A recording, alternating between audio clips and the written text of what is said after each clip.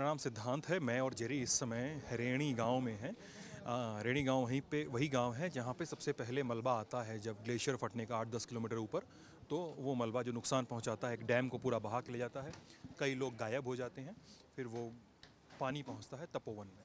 तपोवन नीचे का प्रोजेक्ट है। यहाँ पे श्री ऋषिगंगा प्रोजेक्ट पूरा आपका डिवास्टेट हो जाता है। फिर नीचे तपोवन जाते हैं, तो तपोवन में एनटीपीसी का हाइड्रो पावर प्रोजेक्ट वो पूरा तबाह हो जाता है।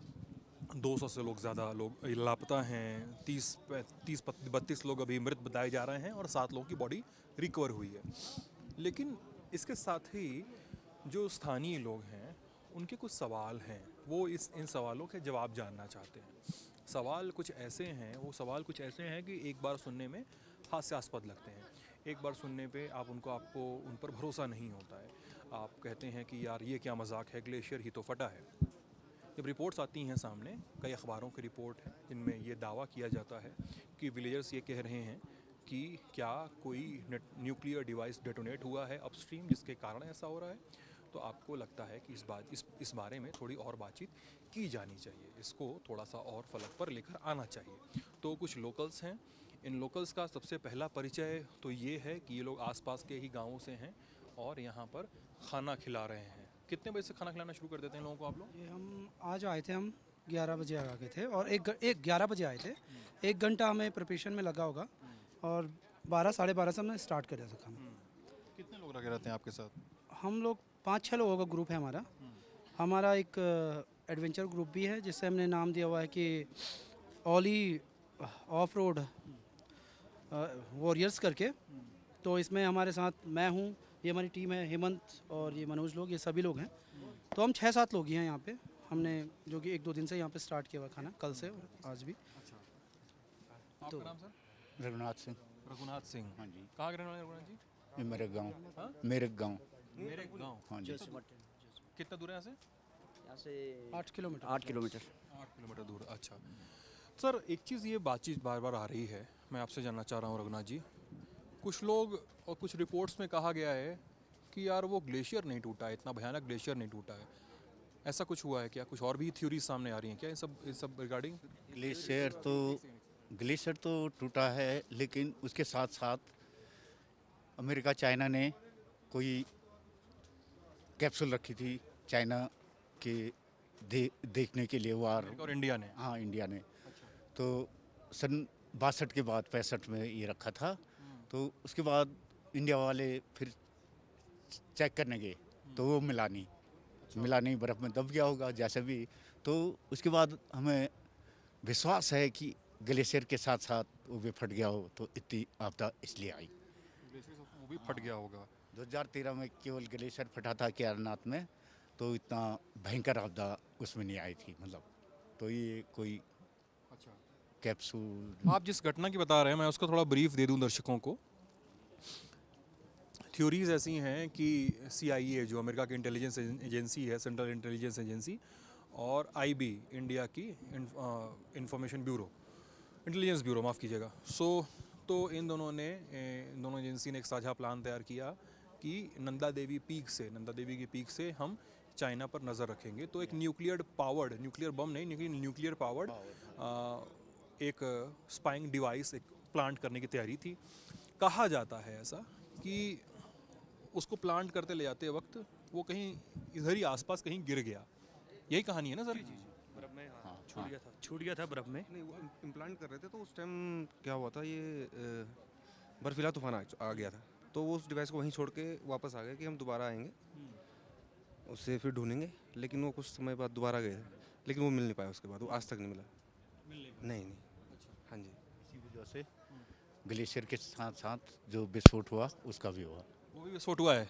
नहीं, हो सकता है वो। कंफर्म नहीं है। लेकिन ऐसा हो सकता है, आप लोग मानते हैं? चांसेस हो सकते हैं इसमें। हो सकता है कि न्यूक्लियर। अभी भूगर्भ वाले लगे हुए हैं, वो इसका कंफर्म वो कर आप सकते लोग हैं। थे उस समय जब ये ब्लास्ट हुआ था? तो जब ये हुआ था, मतलब ब्लास्ट नहीं, माफ़ कीजिएगा, जब ग्लेशियर फटा था, तो आप लोग इधर आसपास थे? जो नहीं थे, ये बगल यहाँ पे भैया लोग हैं, यहाँ पे ये थे। हाँ जी, हाँ, लोकल जो यहाँ गाँव के वाले हैं। हाँ, रेणी गांव के वो लोग भी। ये कांड के 1 घंटे बाद मैं पहुँच गया था यहाँ। अच्छा, इस कारण हाँ, मैं आपदा से भी हूँ, आपदा से हूँ। हाँ आपदा। तो क्या 2013 में जो आपदा आई थी केदारनाथ वाली, तब भी ग्लेशियर ही फटा था, अभी कहा जा रहा है ग्लेशियर फटा है, लेकिन उस समय इतने, आपको लगता है इतनी आपदा का स्वरूप इतना बड़ा नहीं था? नहीं था, इतना जबकि नहीं वो था। घाटी बहुत नज़दीक है, ये घाटी खुली है, ये बहुत बड़ी आई, वो बहुत छोटा था इस हिसाब से। वो ये बहुत बड़ा आपदा है, वो बहुत छोटी थी। आप कुछ कह रहे थे? आप बता रहे थे ना कि आपदा इतनी बड़ी नहीं थी उस समय की। हाँ उस टाइम तो इतनी बड़ी आपदा नहीं थी जो जितनी ये 7 तारीख इतवार को 2021 का भयंकर आपदा ये है। कुछ लोकल्स लोग अगर इस बारे में बता पाएँ, स्थानीय लोग, कि उस समय क्या था, तो थोड़ी आपकी थ्योरी पे और बातचीत की जाए। मतलब मैं किसी थ्योरी को प्रूव नहीं कर रहा हूँ, मैं किसी बात को वो नहीं कह रहा हूँ कि यही सच है, लेकिन ठीक है, आप एक पॉसिबिलिटीज़ की बात कर रहे हैं क्योंकि आप लोग यहाँ रह रहे हैं। लोकल जो है यहाँ पे क्या, ये जो यहाँ पे थे सर आ जाइए। आप लोग कहाँ पे थे उस समय सर, घटना के समय? हम लोग गांव के बगल पे थे, वहाँ पे कुछ काम चल रहा था। गाँव के ही आप लोग? जी बिल्कुल सर। अच्छा वो तो सर ये लोग एक आशंका जता रहे हैं कि ग्लेशियर के साथ साथ ऊपर कोई स्पाइंग डिवाइस था, न्यूक्लियर स्पाइंग डिवाइस, वो भी डेटोनेट हुआ है। ग्लेशियर से होने वाला नुकसान इतना नहीं था, ऐसा सच है कि हो सकता है क्या? हो सकता है सर, जो पूर्वजों का कहना है कि वहाँ पहले ही ऐसे कुछ न्यूक्लियर टाइप के उसमें रखे हैं, क्या पता है वो भी हो सकते हैं वहाँ पे। लेकिन ज़्यादातर चांसेस तो ग्लेशियर का लग रहा है आजकल, क्योंकि उसका अगर इससे भी और भयंकर बन सकता था उसका न्यूक्लियर का ना। जी मतलब चांसेस हैं, लेकिन आपको लग रहा है कि ग्लेशियर ही है? ग्लेशियर ही है सर। ग्लेशियर है, ग्लेशियर।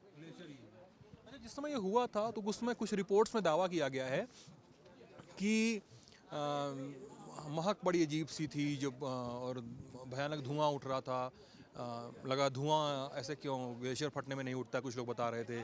कुछ लगा कि बड़ी बदबू हो रही थी, बदबू उठ रही थी, ऐसा कुछ था क्या उस समय? ऐसा कुछ हुआ था? हाँ, एक अजीब सा थोड़ा सा महक इस्माइल तो महक आ रहा था उसमें आ रही थी उसमें? तो आया था। और जो बवंडर आया तो उसके साथ ये जो धुआं की बात हुई, ये पूरा रेत टाइप का था, रेत था पूरा? टाइप का रेत कर्जन था। धुआं नहीं था, मतलब रेत था। धुआं था, हाँ रेत था वो। और जो हमारे आज छत पे भी अभी तक जमा पड़ा हुआ है वो, आपकी छत पे जमा पड़ा है? घर गांव में जहाँ भी छत पे अभी ऐसी का मतलब उसका अभी भी असर है। अच्छा, आपका नाम सूरज है? नहीं, कलम सिंह। कलम सिंह है, सॉरी मैं कंफ्यूज हो गया कि एक व्यक्ति से कल मिला था मैं। सूरज ये सोहन सिंह, हाँ? ये सोहन सिंह है, कलम सिंह। अच्छा, तो महक थी अजीब सी, धुएं का गुबार था जिसको कहा जा रहा था, लेकिन वो रेत था। पूरा आने के बाद धुआं तो ऐसा लग रहा था कि मतलब पूरा इधर उधर दिखना तो नामुमकिन था उस समय। जी। तो ये लोकल्स थे और कुछ आसपास के लोग थे जो डेटोनेशन डिवाइस की एक बात कर रहे हैं। ये कहानियाँ आप लोग सुनते रहे हैं लंबे समय से ना यहाँ पे लोग? कहानी नहीं है सर, ये तो है, तो हकीकत ही है। ये एक्चुअली जो हमारे बुजुर्ग यहाँ पे ताऊ जी रहते हैं, वो अभी भी मतलब जो टीम गई थे उनके साथ जो लोग गए थे, उन्होंने जो जानकारी दी वो आज भी बताते हैं यहाँ पे। जी।